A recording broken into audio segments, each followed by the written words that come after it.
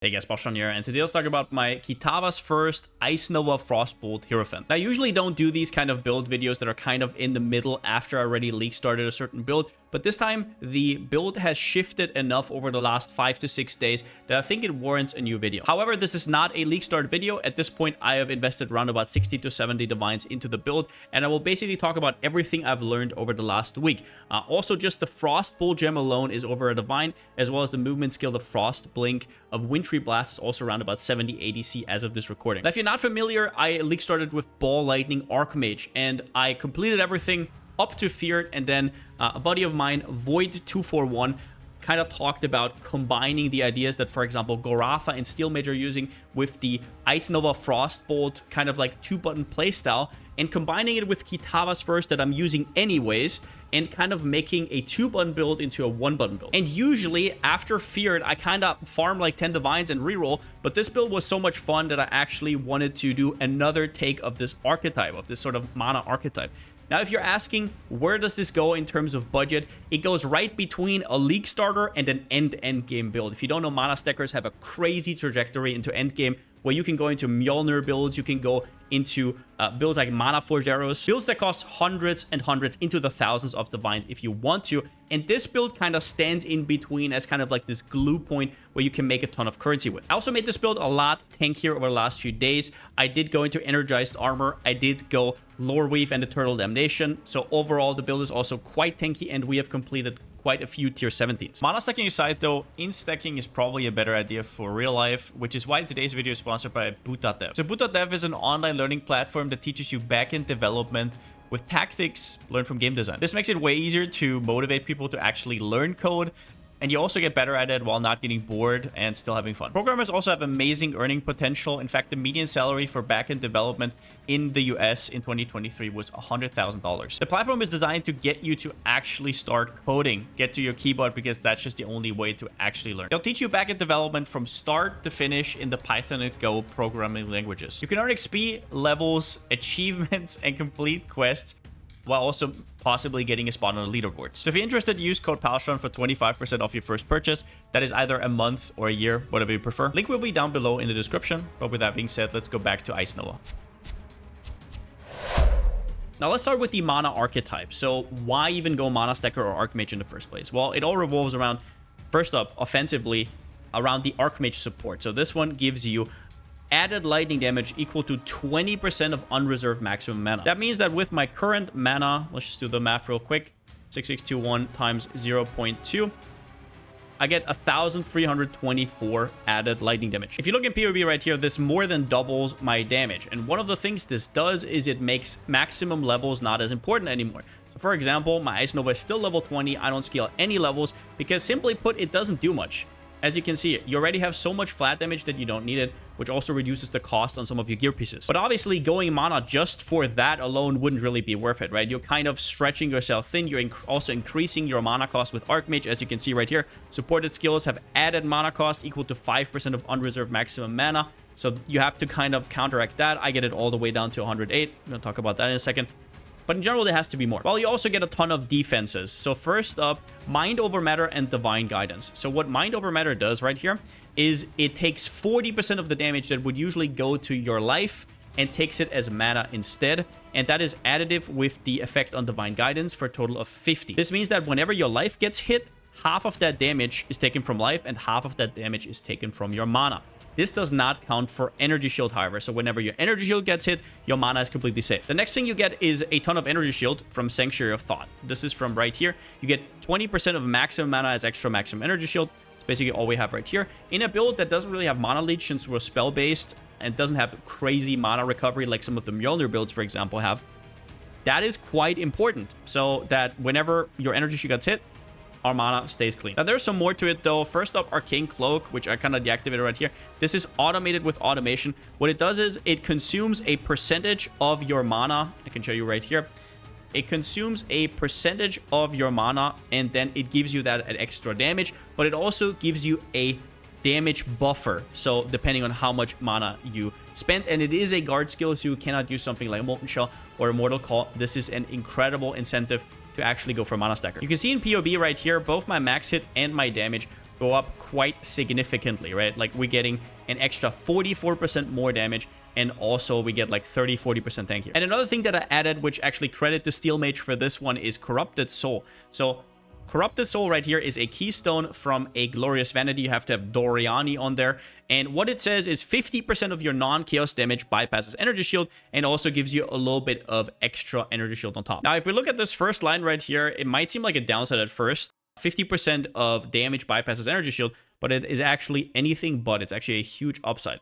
So what happens usually when you have Mind Over Matter without Corrupted Soul is you take damage from your Energy Shield until the Energy Shield is depleted, and then both your life and your mana take damage. So for example, you take 100 damage, after your Energy Shield is over, you take 50 from life, 50 from mana. But what happens with Corrupted Soul is, from the get-go, you're taking 50 damage to your Energy Shield, and then 25 to your life, and 25 to your mana. And what that does is it actually puts some less pressure on your Energy Shield, and kind of like distributes the damage, which then lets you both leech life, regenerate and recoup mana, and leech Energy Shield at the same time. This is a incredible defensive layer, but only use it if you have the mana recoup and the mana regen to back it up. Talking about mana recoup and mana regen, usually you will have 20%. So we have 10% of damage taken recouped as mana, and then we also have another 10%. Depending on how you're pathing, you might also be here already and get it anyways. But 20% is kind of your standard as this build, because we won't have our helmet slot open. There's also body armors with 35% from the graveyard crafting, but in general, that's what you're going to get. But I have on top a Watcher's Eye, which I think is here.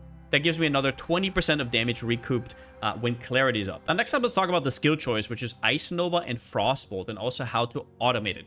So in general, this is a little bit of a split in the PoE community. Some people are fine with a 2-button playstyle. I'm personally not. I really like clearing with 1 button. And then sure, when I get to a boss or a harder enemy, I don't mind pressing like 7 buttons. But in my usual mapping gameplay, I just really love smoothness. However, there is a downside to it, which is not small. You have to give up your helmet slot, which is especially on hardcore incredibly important for all the fizz taken as or whatever you slam on there. So just in case you are hardcore, I would definitely check out both Goratha's and Steel Mage's build, as well as that if you don't mind 2-button playstyle, there's also not any reason to do this at all. So usually what you do is you shoot out Frostbolts, obviously, usually with Greater Volley, but yeah, just as an example, you shoot out Frostbolts and then you cast the Ice Nova of Frostbolts on it. In case you guys don't know, Ice Nova Frostbolts is a transfigured version of the normal one, and it basically, when it casts on Frostbolts, it reduces its area of effect, but it highly increases its damage, and it can also overlap and shotgun. It is one of the strongest skill combinations in the game, and only held down by being a 2-button playstyle, sort of like DD was for a while until cast on crit DD came around, at least for softcore players, right? But in general, what I did instead is I put it into a Kitava's first, and it meaning the Frostbolt. So what you have to understand is all your damage comes from the Ice Nova. The Frostbolt is just a vehicle to deliver the Ice Novas. So it doesn't matter how much damage they deal. I even have it at level 1 for the lowest possible mana drain. And then all I have supported to it is Greater Volley. So as you can see right here, this is how these Frostbolts would look like now with the Greater Volley. And they are getting automated. Why? Because Kitava's first says, whenever you cast something that costs 100 mana or more, it has to be in a single cast. For example, this one costs 108. If I make it cost 99, it will not proc anymore. If that happens, 50% chance to cast all the spells that are in your helmet. It has one more downside, which is 15% reduced cast speed. That is not less. That is just, it's basically get 15% increased anywhere, and it cancels this out. It's a little bit of mana, a little bit of nothing burger, but that is what it is. That's what I meant when I said you sacrifice your helmet slot. Don't worry about the +1 power charge. It's basically useless at this point. I will remove it from the PoE so you don't overbuy this shit. But in general, this is how it looks like once you automate it, right? I'm just right-clicking right now. I don't have to do anything, which is really cozy when you're blinking around, when you're kind of doing this, right? I love it. Now, you might say, well, it's a little bit inconsistent with the 50%. Obviously, you already saw me show it off that it isn't inconsistent. However, if you have low cast speed, it is actually kind of a problem. So I'm going to try to emulate it, but basically, so now I cast once. My Ice Nova still casts, right? I'm probably still one-shotting white and magic mobs, but there's no Frostbolt coming out, right? Now it did come out. In general, you want cast speed everywhere, and you will not feel this at all. Another trick you can do is actually make your Frost Blink, right, your movement skill, which I think should be here, make that cost 100 mana as well, so that if you shift around, you will just cast the Frost Blinks automatically, because this counts for any spell. That is if you find the socket space. But in general, and I'll show you this whenever I do the gaming showcase, right, the gameplay showcase, I've never really found this to be an issue whatsoever. Now, finalizing the Kitava stock here, I want to quickly talk about the quad curse setup that I have going. So Anathema makes it so my maximum power charge limit is now my curse limit. Usually your curse limit is 1. My power charge limit on this build with the +1 from the Conviction of Power is actually 4. So I can have 4 curses instead of 1 at the cost of a ring slot, which is incredible. Usually this is just PoB padding though, because you put in your curses and it's only up at like super tanky bosses, which is okay, but it just inflates your damage. However, on this build, I can actually cast it, right? Because I have it in my Kitava's first, which all of these spells, alongside my Frostbolt, get cast every single time, which means that I have my arguably strongest curses, Elemental Weakness and Enfeeble, always up in my helmet because it always casts. I don't know if you can see it right here, but in the middle, it's basically always applying the curses. And on top of that, against single target, I have the other 2 curses, which is going to be Assassin's Mark and Punishment. Now, another huge thing about Ice Nova Frostbolt and why it's so strong is its interaction with Spell Echo. So usually how it works is Spell Echo gives you more cast speed, but it also makes it so you have to repeat an additional time, basically giving you another casting animation. However, as you can see right here, I put count 8. Usually, Ice Nova Frostbolt only does 4 times. But you don't actually get that extra cast animation whenever you're casting it on a Frostbolt. And that's simply because it doesn't count. It doesn't count as like a double cast because the next casts are actually going from your Frostbolts. Now, one huge mistake that people make is think that this is all of a sudden a cold build. It is not. Every Archmage build is a lightning build because almost all of your damage comes from Arcane Cloak and Archmage support. If you look right here, Ice Nova Frostbolts, I have almost no cold damage and like over 10,000 lightning damage. This is incredibly important to understand. Now, a question I get asked all the time is, should I go from non-crit to crit? Very early on, getting investment to crit is not really all that great because Elemental Overload gives you 40% more damage without having to do any investment. And I'd love to give you the exact point when you should go crit from non-crit, but there isn't any. It completely depends on your gear, so I'll give you a little bit of a hint. The first one is your wands. So there is a ton of things you would want on a wand, so this is not the best example. Let's start with this one right here. I have crit multi right here. I have critical strike chance for spells. And then I have cast speed, spell damage, and mana. My mana roll is pretty low, but in general, it's an okay wand. But if you don't have money for a wand like this, you can't just go crit multi, crit chance, and then remove the cast speed or remove the spell damage. That's not a good idea. Those are really, really important. Or remove the mana. Those are almost even more important. Almost as important. There's no reason to introduce crit until you have all of these stats. Especially cast speed, as I said earlier, is super premium, and mana is super premium because it's not just damage, it's also defense. The second one is really good jewels. Now, I did right now overcap my resistances, so my jewel is not going to look very impressive. It only has 1 crit multi-roll. The reason is blue altars, forget about it. Usually you want at least 2 crit multi-rolls plus mana on your jewels, right? And if you have 2 or 3 open rare jewels, that will make a huge difference. That's on a crit build, that's like 30-40% more damage. And then on top of that, you also need to be higher level, which I can't give you a cutoff point, but if you're just like level 85, 87 or something, you're still filling out all of these like no-brainer nodes, right? You're not going to start filling out Annihilation. You still need all your mana nodes. You still need your instant leech. You need these nodes to reduce your mana cost, right? So there's no reason to go crit at that point. So basically you have to be high level, you have to be higher investment, and then you can kind of tiptoe around it. I'll give you a little bit of a showcase right now with a minnow map right here. Let's just, I don't know, put on Maven as well. I'm going to show you all the defensive stuff as well. We're probably just going to tank one of his burrows or whatever.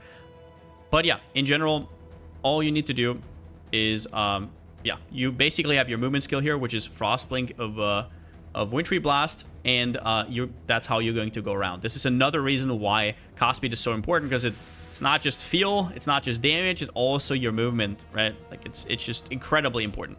Then in terms of skills, what else do we have? We have an Arcanist brand, which is where our curse setup is on. There is Assassin's Mark, and there's Punishment as well. And the rest of the curses we have in the helmet with Elemental Weakness and Enfeeble. We get a total of 4 once again. But we also have Sigil of Power, which we put on at bosses. And the more mana we spend, the more this kind of charges up. It's kind of hard to see right here, but it charges up over time, and it gives you stages, which gives you less damage taken and also extra damage. The extra damage is negligible, but it's like 20% less damage. So while you're standing on here, it's like you have Fortify. And that really is about it. So let's just jump in. Let's do some of this. And as you can see right here, it is pretty darn smooth. As for MTXs, I'll quickly show you how this looks without MTX as well. So we're going to do this without MTX number 1. Actually, that is not the right one. That is... Okay, now we have it. This is without MTX. This is how it looks like. It looks a little bit oppressive because we're proccing so much, but it is what it is. And then there's also another MTX that kind of sucks. Let's go back to this. But yeah, let's jump through here. As you can see right here, everything is kind of getting destroyed. It is kind of just easy peasy. And you never need to really put down your Arcanist Brand. Now, if you have very little investment, I would put down your Arcanist Brand a lot more often. If there was a breach or something, like let's say you're opening a breach, there's no reason not to just pop down your Sigil, because you're probably just going to stand here anyways and like do this. Also important to note is these Frostbolts are auto-targeting, so you don't have to do any like mouse targeting yourself unless you want to, but it doesn't do anything. So yeah, that's kind of important. Let's just move on here. I'll just show you the boss quickly. I think you're getting the gist right now.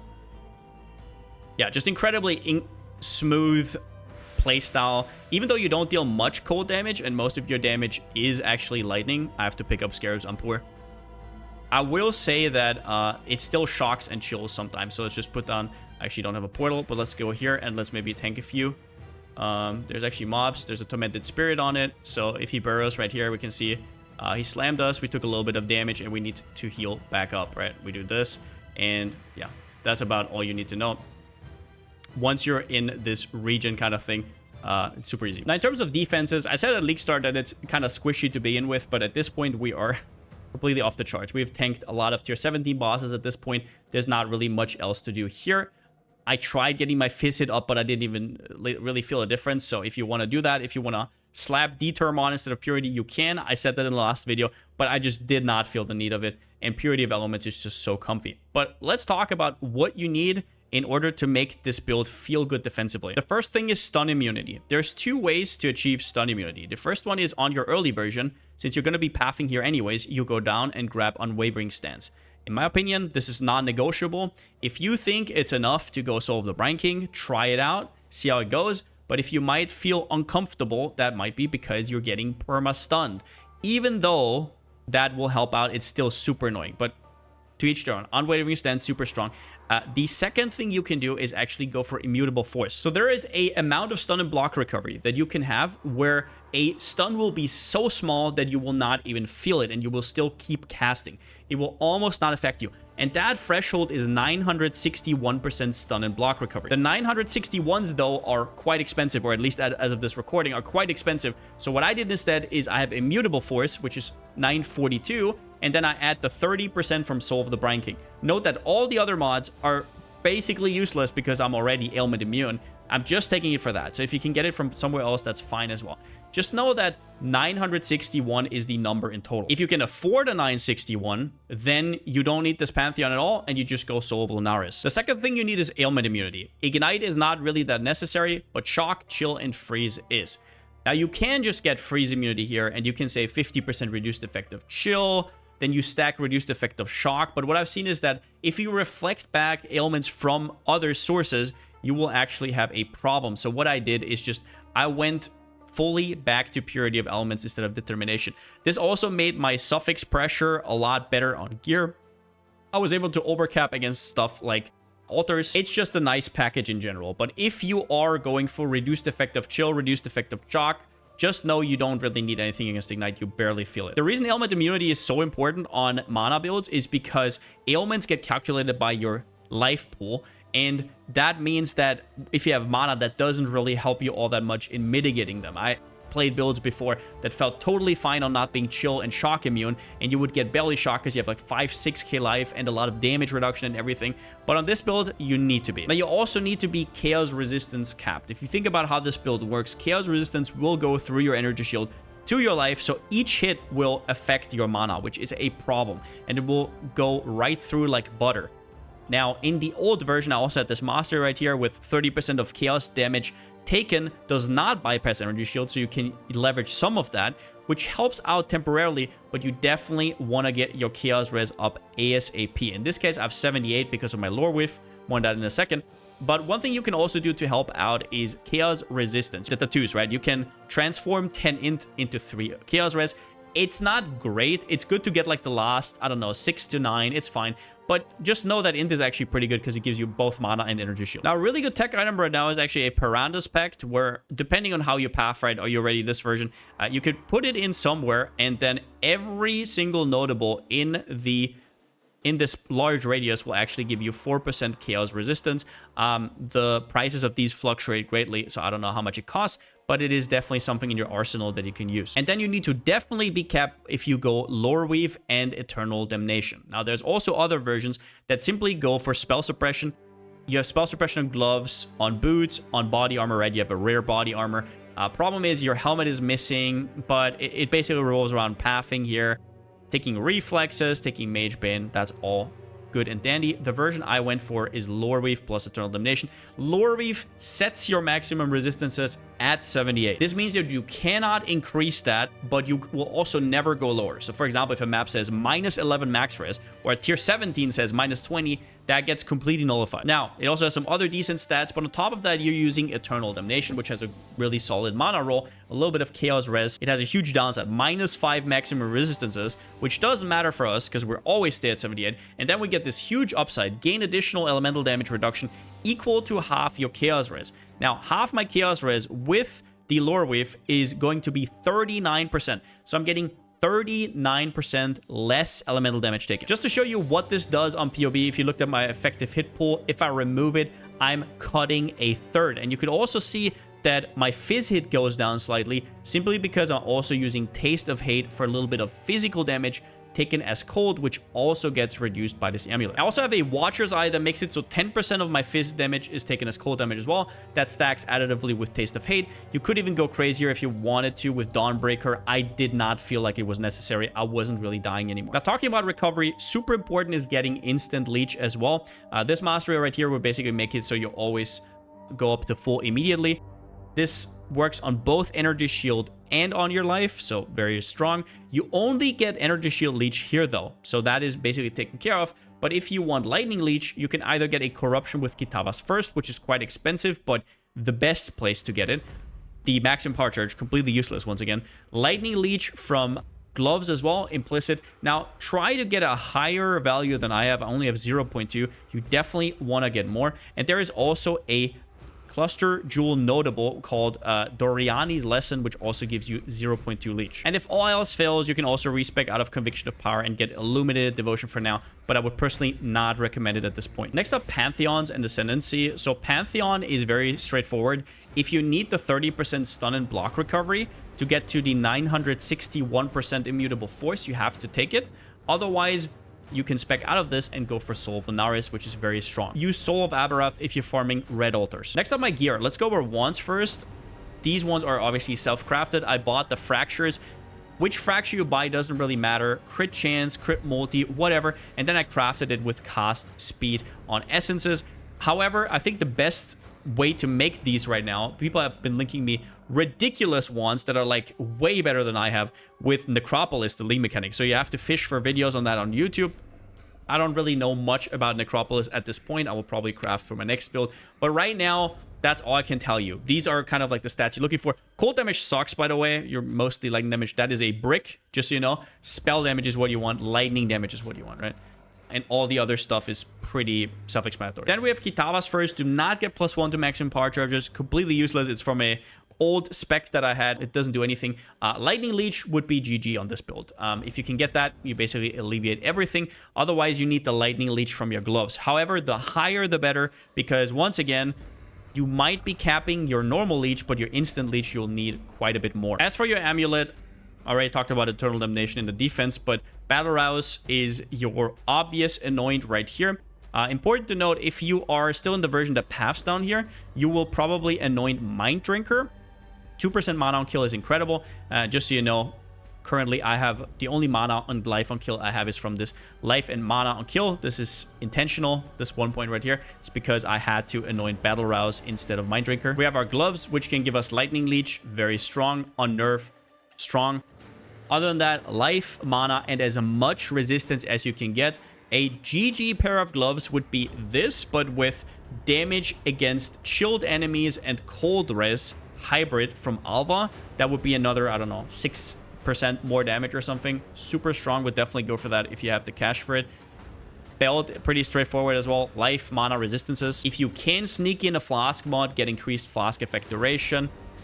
Your ring will most likely be an amethyst ring because getting Chaos Res can be kind of rough. You want dexterity, cast speed. Now, you can also get your dexterity elsewhere. You can use stuff like practical application or get it wherever, but ring I think is a very eloquent way to get it.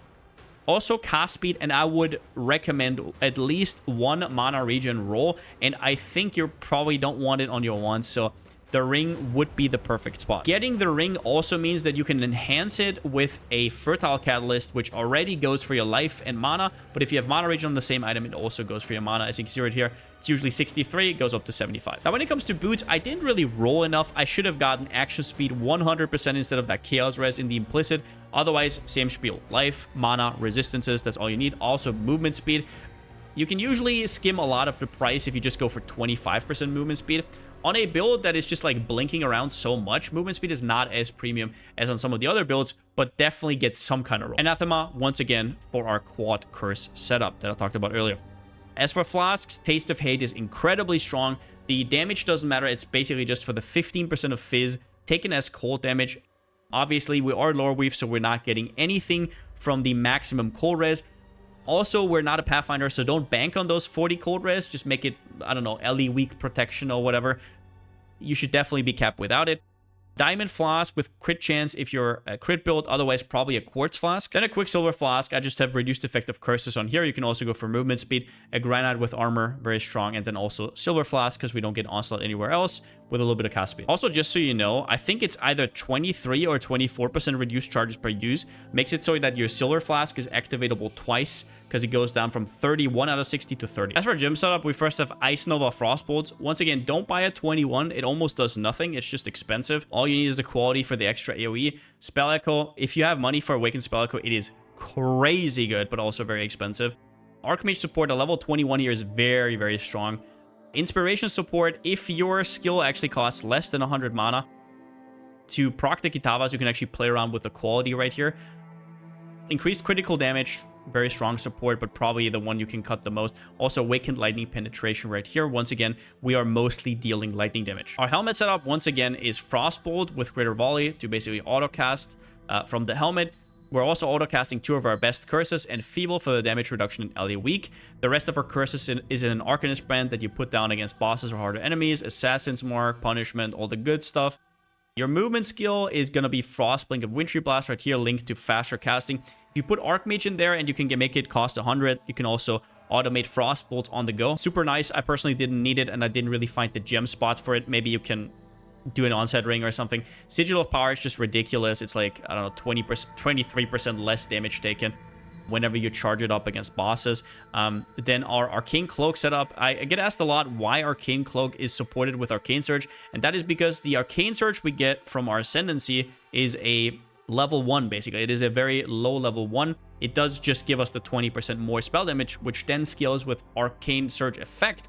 However, getting better Arcane Surge here is obviously super strong, and with how much mana we consume here, we can easily get that capped with Arcane Surge support. Increased duration just makes it so the uptime is better, and automation, I mean, if you want to press it yourself, sure, but this is just very comfy. The only really annoying thing is that you have to turn it off when you're in your hideout and you're just chilling, because it just ramps over and over and over. I really hope they change that. Then we have Eternal Blessing with Purity of Elements. Pretty straightforward. You can just have one aura that's going to be on your blessing. You just have to activate it right here. Then Clarity is going to be on Arrogance, because with Eternal Blessing, you cannot have clarity on your mana, so that is going to diminish your life a little bit. Then let's talk about the passive tree right here. This is how I'm currently pathing. There's obviously other versions if you want to check out my older videos. Pretty straightforward. I guess the only thing to say here is these 2 nodes are just because I didn't really know what else to do. I could put another medium if I go to level 100, right? It's all good. So yeah, those are the last points you take. Everything else here is pretty much calculated. One thing I want to note is that I have an energized armor right here. However, the best current jewel that you can get for that space is actually this one right here. This is the Perandus Pact Prismatic Jewel. It gives you percentage armor over there, and that is a total of, I think, 126% armor. I actually put that in the POB. So what people used to do is energized armor, which converts all the energy shield into armor right here. But that jewel doesn't convert. You still get to keep the energy shield, but you can now get the best of both worlds, right? So if you have the cash for this, I'm pretty sure these will go up because they're completely crazy. You'll probably see this soon. But if you can snag one of those, they're incredible. Then we have our Corrupted Soul set up right here. You need Doriani right here, something, sacrificed by Doriani. You can actually check this in POB down here. I can obviously not make a full guide. We actually have a Jewel Finder guide over on Maxroll. I might just link that down below in the description. But yeah, you can basically find your own Timeless Jewel that you want in here. And that's important because all of the small nodes here get converted, right? So you see random spell damage, mana, crit multi, and if these are valuable, that's actually min-maxing. That's very important. Even more so, if you can see right here, there are 2 1-point notables right here that you can transform into something crazy. So for example, here I have armor and additional physical damage reduction, which is crazy. I also have that up here as well. And then here I have spell damage crit chance. There's also one for mana and mana regen. There's one for lightning damage and lightning leech, which is super good, right? So in general, you will just have to find what you can get. Other than that, the most important thing is that you get instant leech over there. Already talked about it. Without instant leech, this build will feel awful, absolutely awful. Another small tech mastery here is more spell damage if you've been stunned while casting recently. While this is not always up, it will be up quite a bit because other than our energy shield, no protection from stuns really. And with Immutable Force, you're gonna get stunned quite a bit, but you're not going to notice because it's going to be 0.033 seconds. So it basically doesn't exist, but it still works for this mastery. So it's actually kind of a nice damage increase. This mastery is really important. It just gives you a ton of shock effect. Even though we're not hitting for that much per hit, it still comes out. It always changes, but also changes with Arcane Cloak up. Currently, I think I have like around about a 30 to 40% shock against pinnacle bosses. Obviously, while you're mapping, it's mostly going to be 50. Now, I also do have one cluster over here, which has Scintillating Idea, which is a crazy notable. 20% mana, 5 lightning pens, so strong. And otherwise, if you need Leech, go Doriani's Lesson, go Prismatic Heart for the extra res. It's just there because it's convenient and it's just very powerful. And then mediums, as many as you can fit in for extra crit. Quick Getaway, very strong. Pressure Points, also super strong. Also, do note that the double damage helps quite a bit for applying shocks, because whenever you hit that double damage, you're going to apply a significant. Otherwise, just get jewels with physical taken as. Those are, I think, the strongest ones, followed by mana recoup, damage taken from mana before life, all of that good stuff on your Watcher's Eye. And then for your rare jewels, as much crit multi as you possibly can, as much mana as you possibly can, and then fill the rest with resistances. As for leveling, if you already have currency, you should buy leveling gear and just zoom with whatever the hell you want, right? You're going to absolutely annihilate anyways. But if you're just starting out, I would definitely check out my Maxroll guide right here. The leveling still stands. You might be saying, oh, this is still the old ball lightning version. Guess what? Ball lightning doesn't cost a divine to buy. You can just buy it from the vendor. So I'm not going to put out a league starter guide on like a one divine gem. Also important to note is you cannot just simply, because I've heard this over and over again. I need to talk about this. People are like, yeah, just farm Ice Nova Frostbolt. First up, it's a blue gem, which are the most gems. So you never, ever gonna get that randomly unless you get super duper lucky. And even if you hit the roll where you can transform Ice Nova into another Ice Nova, there's still 2 versions, so you still have that 50-50 on top. So yeah, if you get Ice Nova and you get that Kitava's Thirst, right, you can automate it from the get-go. Just zoom through. Otherwise, I would stick with Ball Lightning and everything I say in here. Until then, I'll link it down in the description. Now, quickie here at the end for everybody who started Ball Lightning with me and then swapped over to Ice Nova and is kind of confused or is hesitant to do the swap, just real quickly here. What changes when you swap and what do you need to think about? First up, the damage is still lightning. We're still Archmage, we're still a King Cloak, even though this is a cold skill. Confusing, but this cold damage on there is minuscule compared to all the extra damage we get from outside sources. Do not get increased cold damage all of a sudden. It's still lightning damage. Nothing changes in that regard. Now, what does change though is anything that says with lightning skills. The only real things that affects that is, for example, Frost Walker and Lightning Walker. You don't really want to take them because you're a cold skill that deals lightning damage, so none of these fit. So just respect them. And then also important is, I don't know if I have like a good example here, but on jewels, you could have, I don't have it here, but there is jewel mods that say crit multi with cold skills and crit multi with lightning skills. Even though your Ice Nova is a cold skill and it deals lightning damage, it's still a cold skill to begin with. So you need to have crit damage with cold skills. Then your curse setup changes, obviously. The most important thing that changed is I bought this Kitava's first with +1 power charges to get to 5 curses. Now I can't really do that anymore because I don't have the gem space for it. Because now I need my Frostbolt and my Greater Volley in here, which means that 2 of your curses will only be up against bosses. And you probably want to keep your ally weak and your feeble, and then the rest is, like I said, on your Arcanist brand. So now we only have 4 curses. And then the gem setup changes slightly. You still have Lightning Pen because you're still dealing lightning damage. The only thing that changes is Slower Proj. Slower Proj will be replaced by, in the crit version, crit damage. And in the non-crit version, you can go either Intensify or Hypothermia. Whatever you feel like. Hypothermia is not going to be as good because you're not going to be chilling that greatly. Intensify also not that great. I would, in general, just look that you can get into crit ASAP.